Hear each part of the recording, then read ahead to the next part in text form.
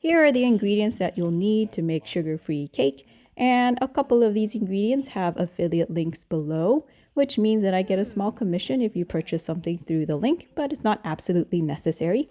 Anyways, the ingredients are 2 cups of cake flour, 3/4 cup sweetener, which I used monk fruit sweetener, 2.5 teaspoons of baking powder, a 1/4 teaspoon of salt, half cup unsalted butter, 3 large eggs at room temperature, 1 cup of unsweetened milk, it can be dairy or almond or something else, and 1 teaspoon of vanilla extract.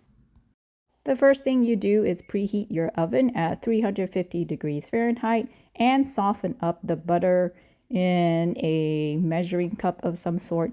I use the Kerrygold Pure Irish butter. As always, it's my favorite butter, and there is a link to that below. And also, I didn't use a cake pan but a bread pan because I didn't have a cake pan. I lined it with parchment paper for easy cleanup. And so this is just to show you it can actually work in a bread pan if you have it. But otherwise, use a cake pan. Now turning back to the ingredients, add the flour, the baking powder, the salt, and the sweetener into a large bowl and whisk it all together.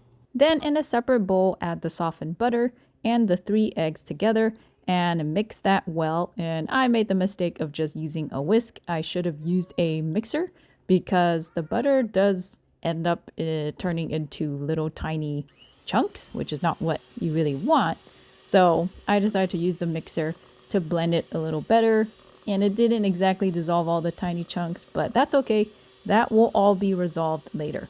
Finally, add the teaspoon of vanilla extract and blend again just briefly to make sure it's all mixed.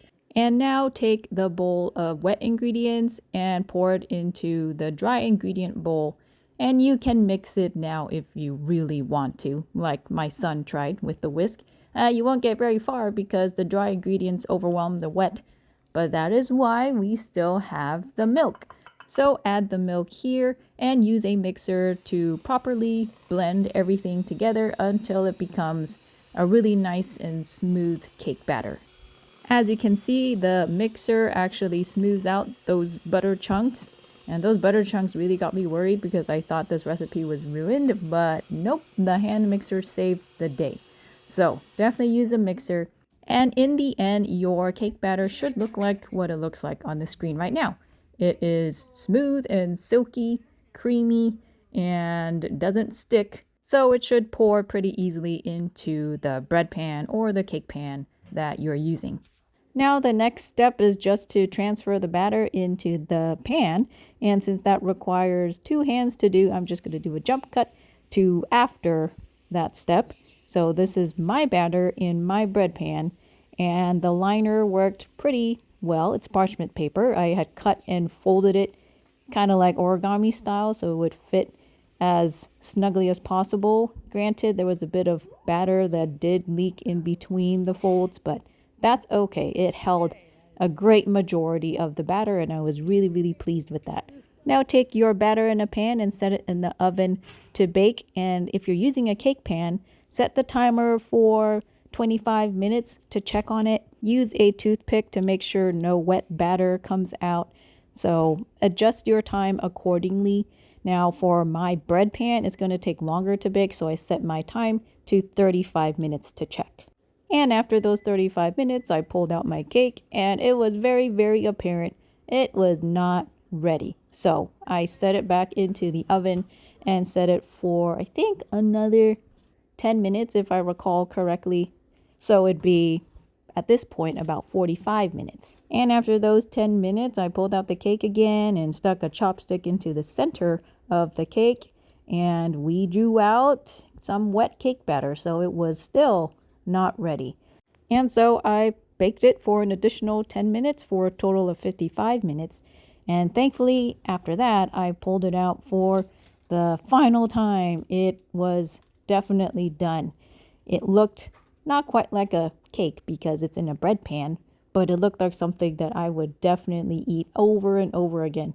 And when I stuck the chopstick into it, there was nothing wet drawn out, so it was perfect. Now when your cake is done, of course, turn off the oven and set your cake onto a counter just to cool off.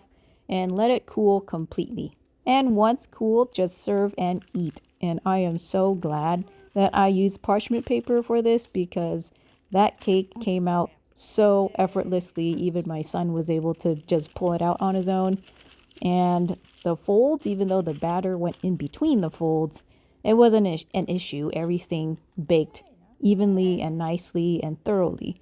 So this was really an amazing result. And when we cut into the cake, maybe you could see, hopefully you could tell, that the outside, the exterior, was actually crusty. It's kind of like bread crust in a way, except with a little bit more of a crisp, kind of like a light toast, which was really, really nice. That was a favorite in the family. And on the inside, it was really fluffy, surprisingly fluffy. I think the best way to describe the texture of it is spongy, kind of like how I described those almond cookies, I think from the last video. This cake is similar, but much softer. And in this clip, I was hoping to show the crust of the cake. It was very much like bread crust to a degree, but still soft. And texture-wise, it provided a really nice contrast to the rest of the cake, which is, of course, that soft, spongy inside. And in this clip, I attempted to show the sponginess of the cake. I could press it lightly and the shape would just rebound. So I think that shows that it has a pretty good, robust structure while still being soft and fluffy as a cake should be.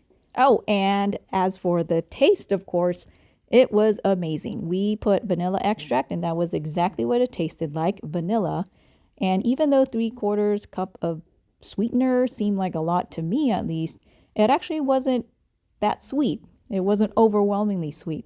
I was really, really, really pleased with the way this cake turned out. Even though it looked like a mess at the beginning, it turned out amazing. So if you want to try this, please do go ahead.